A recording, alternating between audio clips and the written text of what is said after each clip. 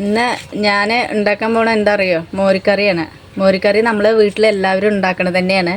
കുമ്പളങ്ങയും ചേനയും മത്തനും, കുമ്പളങ്ങയും ചേനയും കൂട്ടും, പിന്നെ മത്തനും കുമ്പളങ്ങയായിട്ടും വെക്കാറുണ്ട്. ഇന്ന് ഒരു സ്പെഷ്യൽ മോരിക്കറിയാണ് ഞാൻ ഉണ്ടാക്കാൻ പോണത്. എന്താ അറിയോ?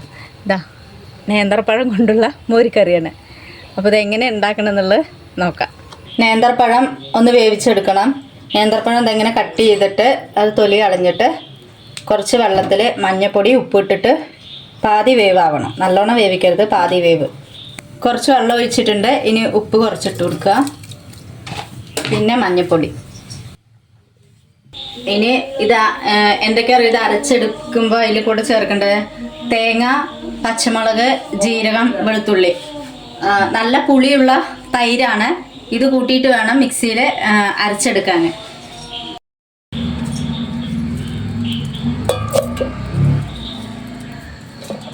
തൈര്,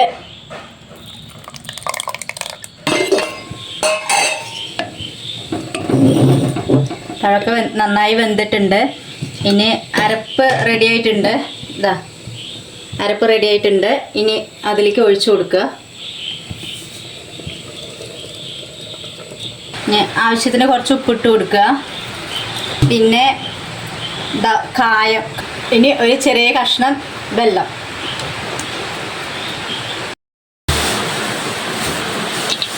എണ്ണ ചൂടായി വന്നിട്ടുണ്ട്. ഉലുവിട്ട് കൊടുക്കുക, കുറച്ച് കടുക്, ഉണക്കമുളക്, പിന്നെ കറിവേപ്പിൻ്റെ ഇല.